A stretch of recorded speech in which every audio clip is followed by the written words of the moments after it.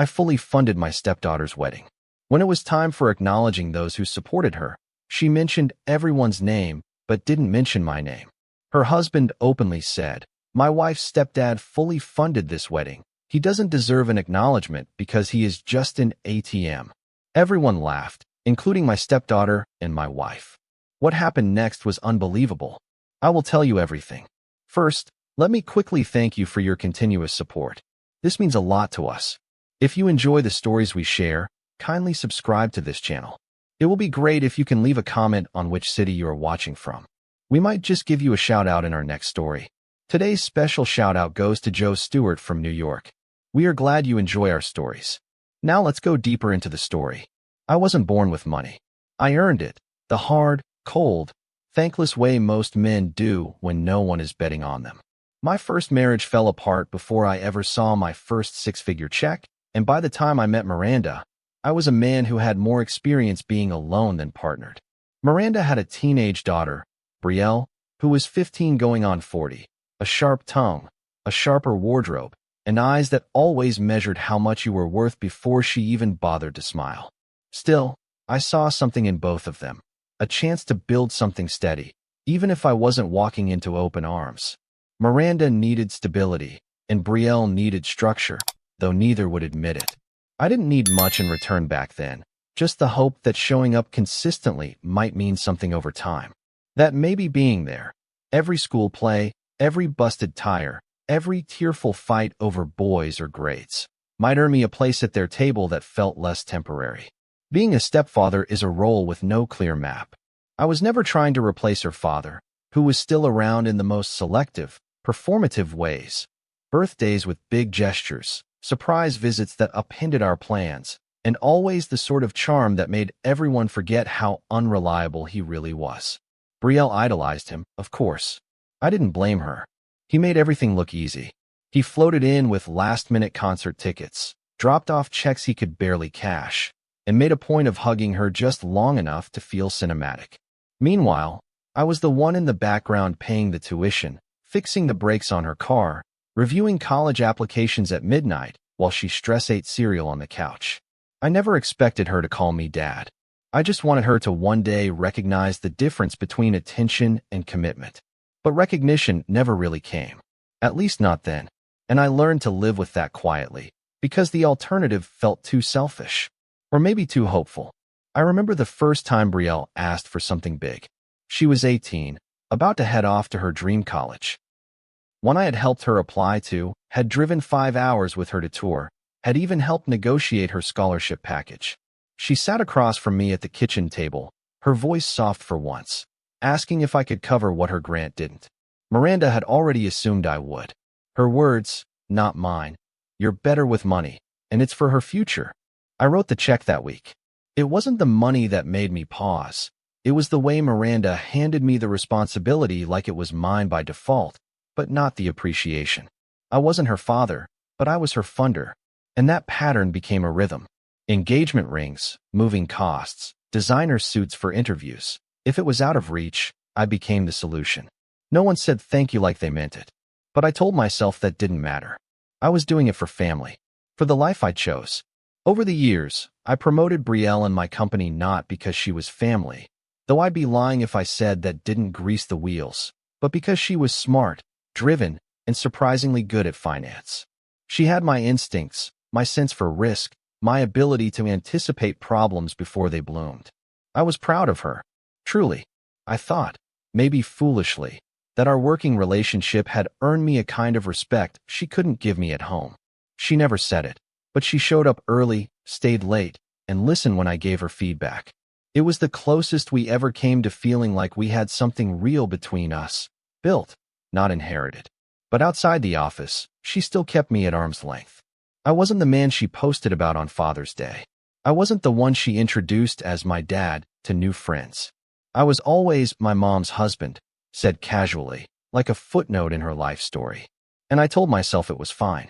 That love didn't always look the way you wanted it to. When she got engaged, it felt like everyone else was preparing for a royal wedding. Miranda dove into planning like it was her second job, booking venues before the engagement photos were even taken, talking about floral arrangements with the kind of breathless excitement she hadn't shown about anything in years. Brielle's fiancé, Jamal, seemed decent enough. Polished. He worked in marketing, had a nice voice, knew how to charm a room. He called me sir for the first 2 months, then dropped it once he realized no one else treated me with formality. I told them I'd handle the wedding costs as a gift, and no one blinked.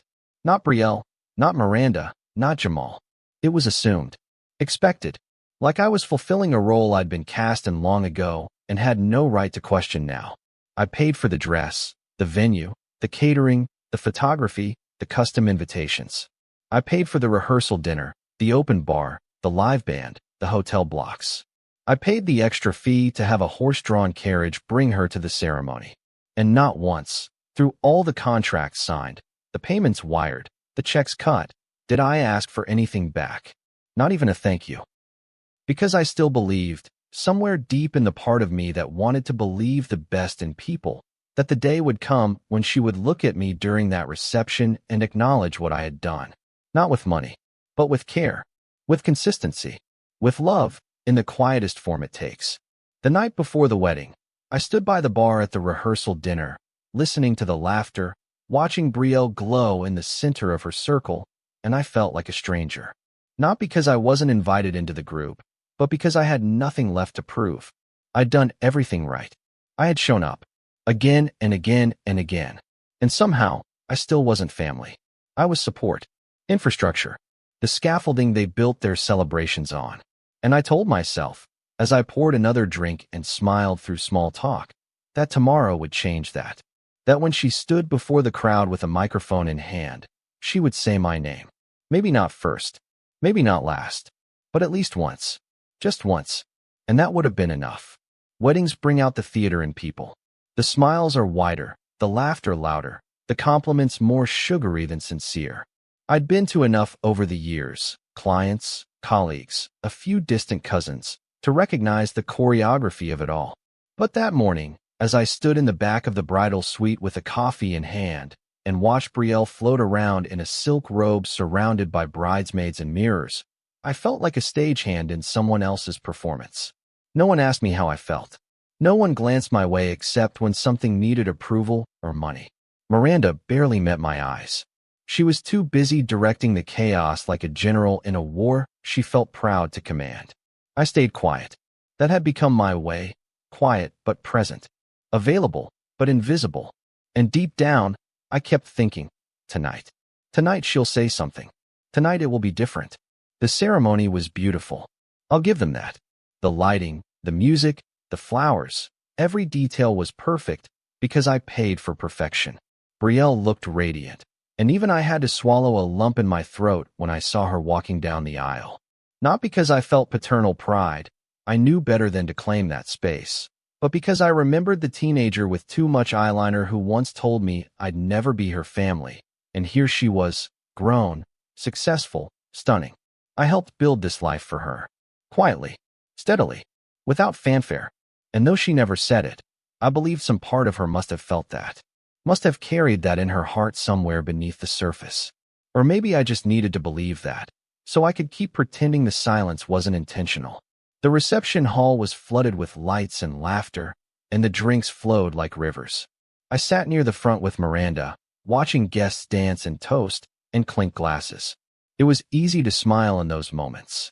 Easy to pretend this was a family celebration, not a fragile performance of unity. I noticed the DJ prepping the mic. The lights dimmed just slightly. A hush fell over the crowd, the way it always does when speeches begin. Brielle stood with a flute of champagne in one hand and a grin that could sell miracles in the other. She thanked the guests first, her voice light and breezy, polished and public. Then came the family mentions. Her mother, of course, for being her rock. Her biological father, for always making her feel like his little girl. She mentioned her in-laws, her maid of honor, even her high school best friend who flew in from Chicago. But not me. Not a word. Not a glance. I felt Miranda stiffen beside me, and for a second, I thought maybe she'd say something. Maybe she'd nudge Brielle, or clear her throat, or shift uncomfortably. But she didn't. She smiled, kept clapping like everything was fine. I could have swallowed it. Truly. I was hurt, yes, but I had trained myself for years to expect less and love quietly. I had swallowed far worse in silence. But then Jamal, her new husband, took the mic with his arms slung around her waist and said the words that cracked something in me I didn't even know could break.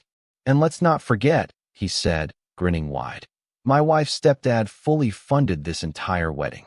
But don't worry, he doesn't need a shout out. He's just our family ATM. There was a beat, a moment of stunned silence. And then it happened. Laughter. Real, loud, rolling laughter. Not polite chuckles. Not awkward coughs. Actual, full-throated laughter. From the groomsmen. From the bridesmaids. From Miranda. Even Brielle laughed, head thrown back, hand to her chest, laughing like it was the best punchline of the night. My name never left their mouths, but my role had been reduced to 3 letters and a punchline. ATM. Just an ATM. That's what I was to them. Not a father figure. Not a mentor. Not a man who kept their lives stable while they flitted about with dreams and dysfunction. Just a walking wallet with no face and no feelings. I didn't make a scene. That's never been my way. I didn't finish my drink, didn't wait for the cake cutting, didn't even tell Miranda I was leaving. I stood up quietly, walked out through the side hallway, and left my own stepdaughter's wedding without anyone noticing. That hurt more than the joke. That no one even realized I was gone. That after all I had given, years of support, hundreds of thousands of dollars, my name on their employment papers, they didn't even feel my absence. I got in my car and drove home in silence, hands steady on the wheel, eyes locked on the road, the laughter still ringing in my ears like a final verdict. I don't know what snapped exactly. Maybe it was that moment, or maybe it had been snapping in small pieces for years. But by the time I pulled into my driveway, I wasn't angry. I wasn't sad. I was done. Emotionally done. Spiritually done. I walked into my house with the clarity of someone finally choosing peace over delusion. Miranda's belongings were still packed from her earlier hotel stay. I took the bags, every one of them, and placed them gently on the porch. Her laptop, her shoes, her coats. I left them there, zippered and organized, because I wanted no chaos. No cruelty, just closure. I texted her one sentence. Your things are outside. Don't come back. Then I turned off my phone, locked the door, and sat in the quiet of my living room for the first time in years. Really sat in it. No noise. No obligations. Just me and the echo of a boundary finally drawn. Miranda didn't show up right away. I half expected her to come storming back that night, barefoot, mascara smeared, keys jangling in one hand, and a dozen accusations in the other. But the hours passed, and she didn't come. Maybe she assumed I was blowing off steam. Maybe she believed I'd fold like I always had. Go quiet for a day or two, lick my wounds, and come back to the table with forgiveness already prepared. But this wasn't like those other fights. This wasn't about household chores or mismatched priorities or even the long-standing ache I carried about Brielle. This was about something far deeper. This was about humiliation served cold in front of a room full of people, and worse, betrayal sealed by a laugh from the one person who was supposed to have my back when the world didn't.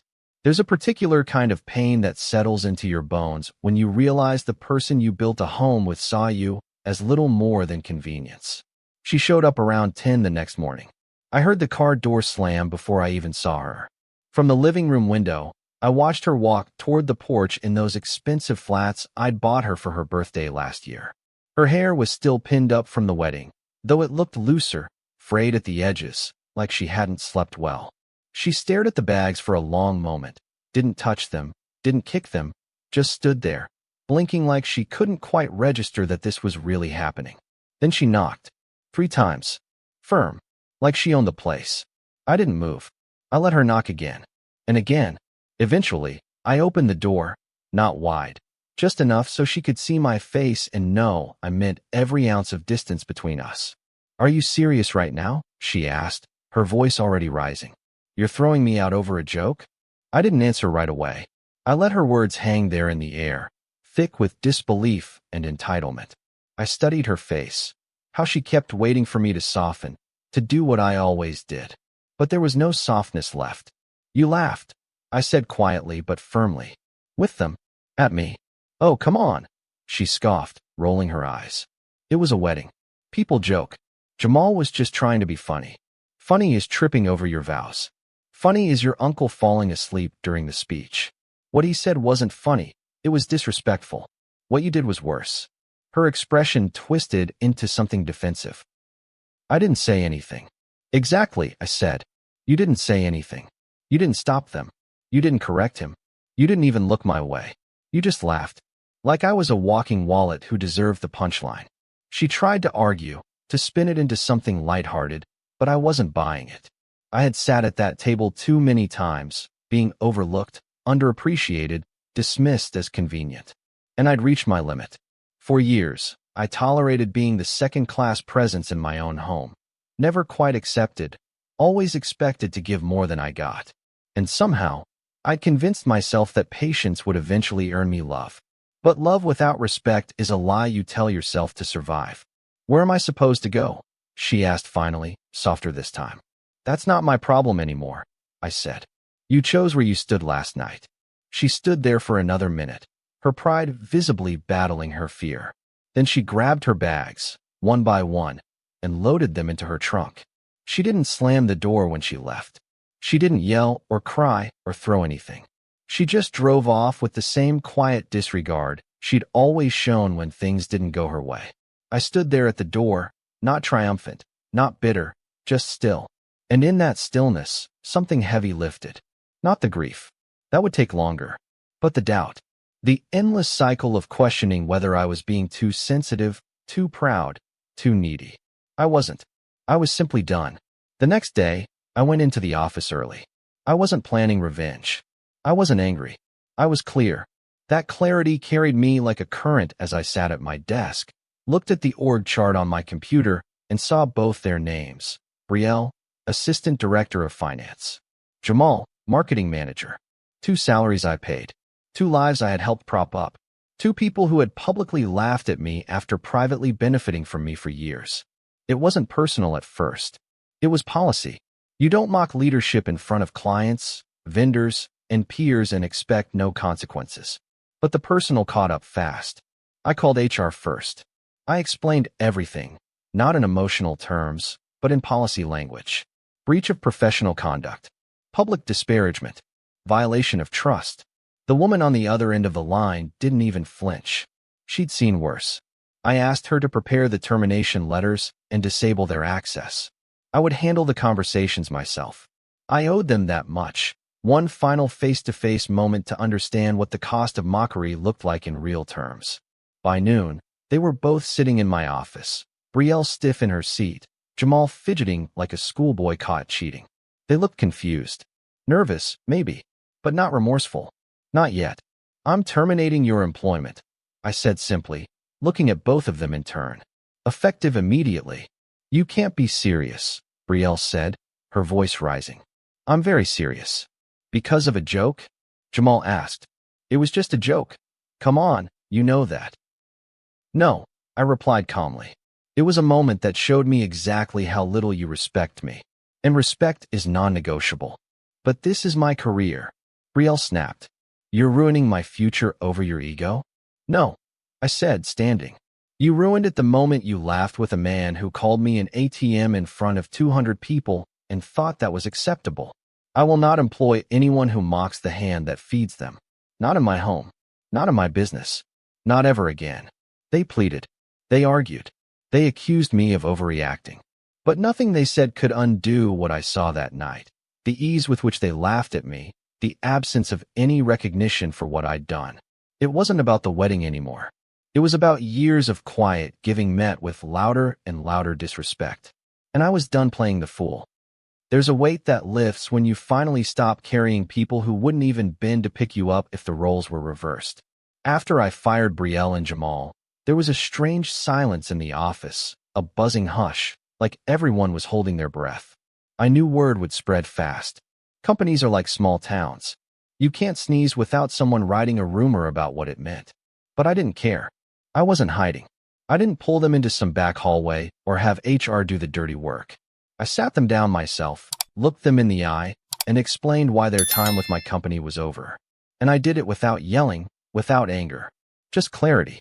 The kind of clarity you only get after years of swallowing your pride, so often it starts to feel like a second language. Brielle stormed out first. She didn't cry, not in front of me, anyway. But her face was a twisted mask of disbelief and resentment. She couldn't understand how I, the man who had funded every major chapter of her life, could suddenly become the villain in a story she'd written with herself as the star. I watched her walk out of the building she once strutted through with confidence, and for a moment, I did feel something like sadness.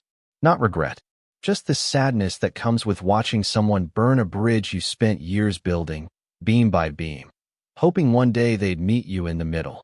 Jamal left second, quieter than I expected. His usual swagger was gone, replaced by a tight jaw and downcast eyes. I think he knew better than to fight. He wasn't just losing a job. He was losing the only safety net he'd ever had. And I wasn't going to catch him this time. Within hours, the emails started. Some from mutual colleagues, others from extended family, and a few from people who had been at the wedding and claimed they didn't know what to say at the time. Funny how everyone suddenly finds their voice when it's too late to matter. One message stood out. It was from Miranda's older sister, Dana. She said I was being spiteful, that families joke, and that I should be the bigger person. I stared at her words for a long time, my hand hovering over the keyboard. What no one understood was that I had been the bigger person for a decade. Bigger in patience, bigger in giving, bigger in silence. And all that size had done was teach people how to overlook me more efficiently. So no, I wasn't going to keep being big while they got to be cruel. I responded with one sentence. The bigger person stops when the weight crushes him. I didn't hear back after that. In the days that followed, I noticed how different the office felt without Brielle and Jamal. Quieter, yes, but calmer too. There was no longer the hum of passive entitlement.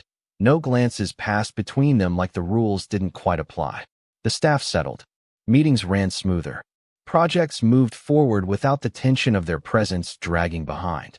A few employees, ones I hadn't even realized were watching, stopped by my office to say things like, "Good call," or "About time." And it struck me then how often the rest of the world sees what you ignore.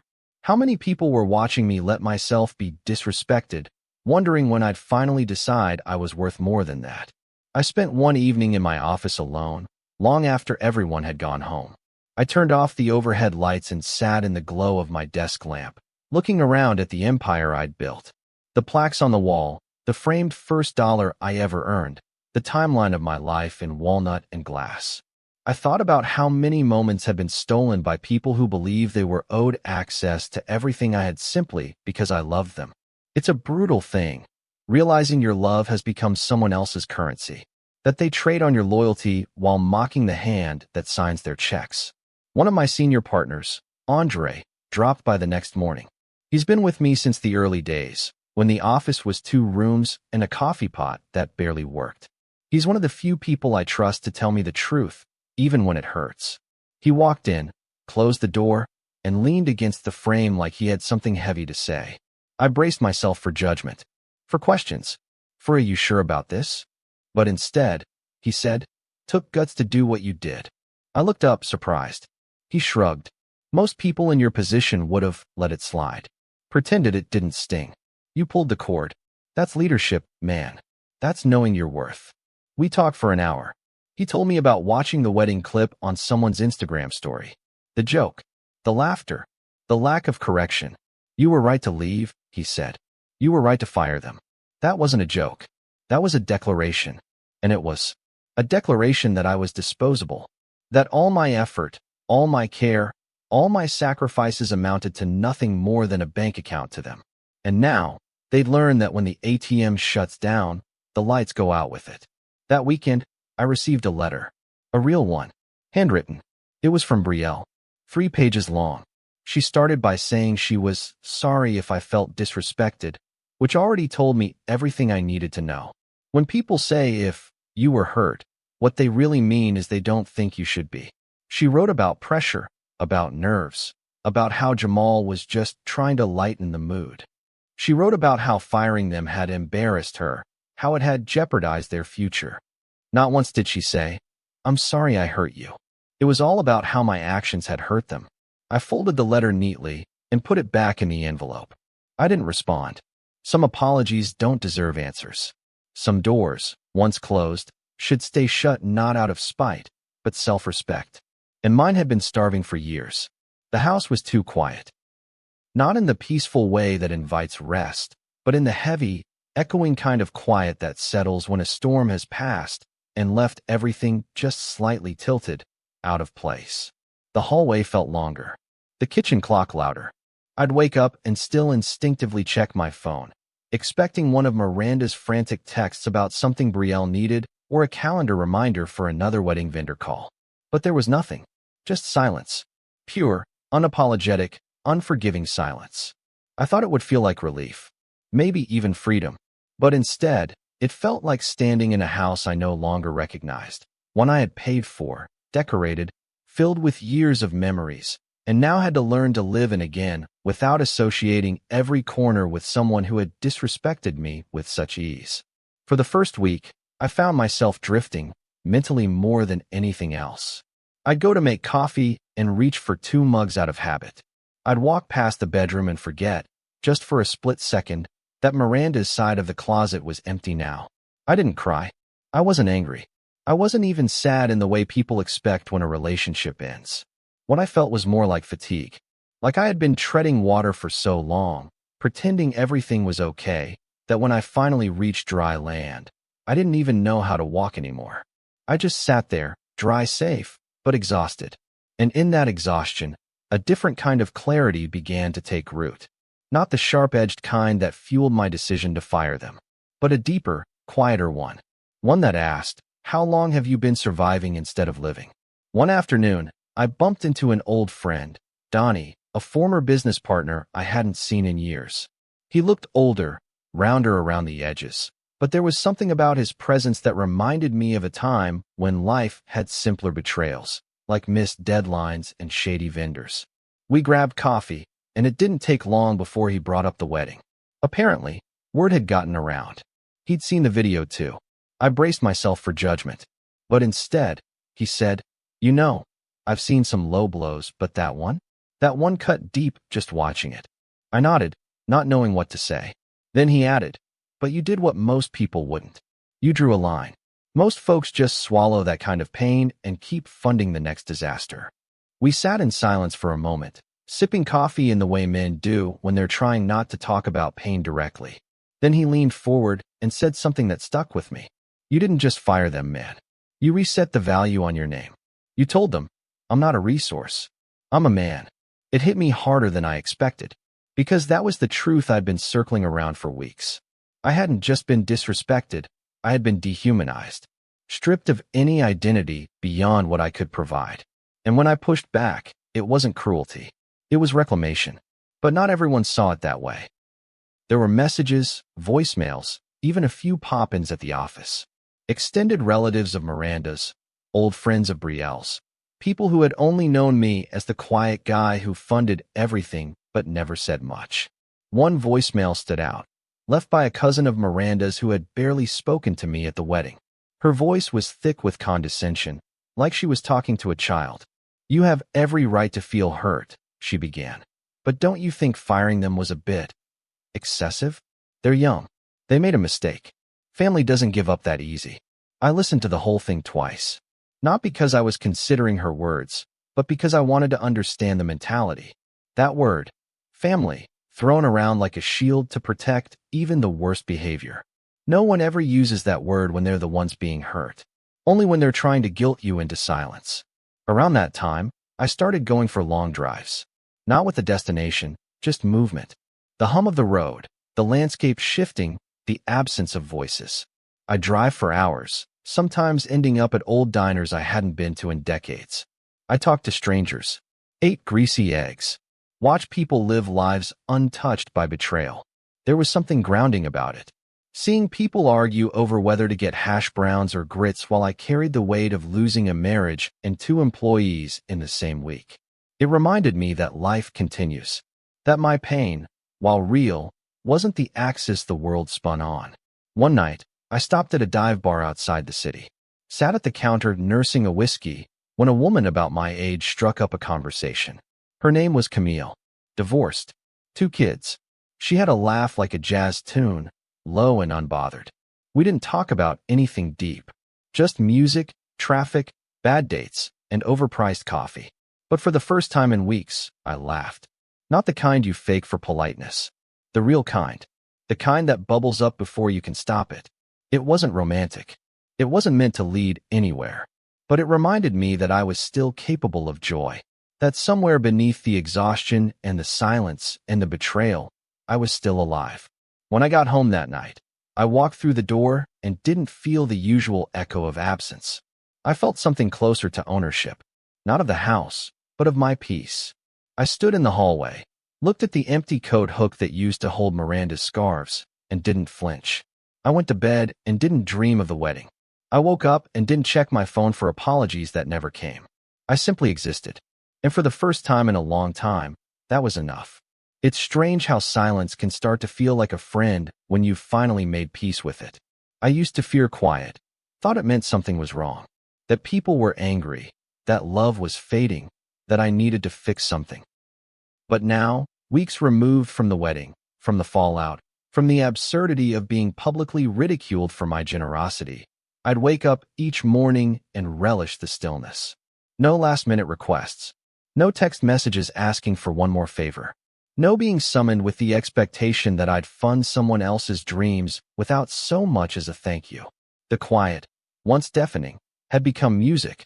I kept waiting for the guilt to arrive. People expected it, people who had been conditioned to see boundaries as cruelty. But guilt never showed. Regret didn't either. What came instead was a steady confidence, the kind that doesn't roar but hums low in your bones like a steady engine. I'd walk into the office, see the empty spaces Brielle and Jamal had left behind, and feel not loss, but restoration. The environment had shifted. Meetings were more focused. My staff no longer had to navigate the unspoken nepotism that had once fogged the room. They worked better now, freer, less guarded. And I realized something I hadn't allowed myself to believe before. They had all seen what I saw.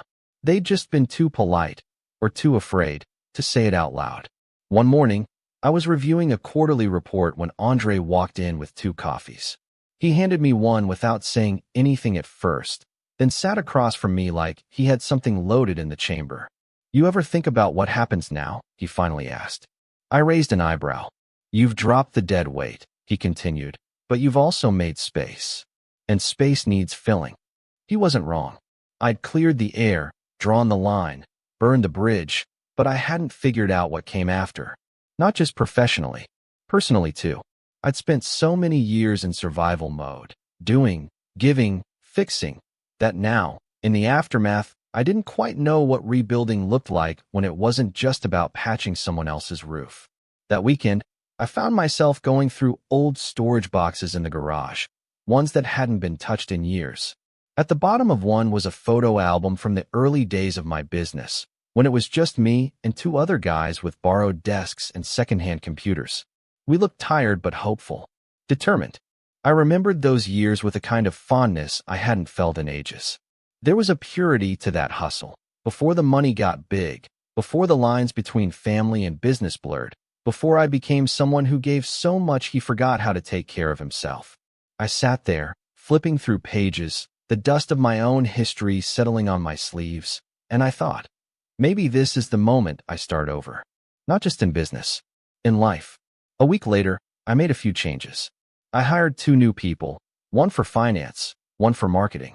I made sure they were vetted independently, not connected to me in any personal way. I wanted no more blurred lines. No more quiet favors disguised as leadership opportunities. I started coming into the office later and leaving earlier. Not because I cared less, but because I finally believed I didn't have to constantly overextend myself to prove my worth. I took long lunches, went on walks, had dinner with friends I hadn't seen in years. And slowly, the life I'd been sidelining for so long started to emerge again. It didn't look like revenge. It looked like healing. Miranda tried to reach out one more time. A letter this time, longer than the first. She said she missed me, that she realized too late what her silence during the wedding had truly meant. She said she had laughed because she panicked, because she didn't want to seem uptight, because she didn't know how to stop it once it started. She said she was sorry, and maybe she was. But sorrow doesn't undo a wound. It acknowledges it, yes, but it doesn't uncut the knife. And her letter, while sincere in parts, still carried that subtle undertone of, can we move past this now? The answer was no. We couldn't. I read the letter twice, folded it neatly, and placed it in a drawer I rarely opened. I didn't respond. Some apologies are meant to be read, not replied to. As for Brielle and Jamal, I haven't heard from them since. I suspect they're still reeling, maybe still angry. Maybe they've spun their own version of the story, one where I'm the villain who couldn't take a joke. That's fine. Let them. We all play the hero in our own heads. But I hope, in quiet moments, when the noise dies down and the consequences settle in, they remember the wedding not just as the day they celebrated love, but the day they mocked the one man who'd always showed up for them. And I hope the silence that follows reminds them of what was lost. These days, I keep to myself more. Not out of bitterness, but peace.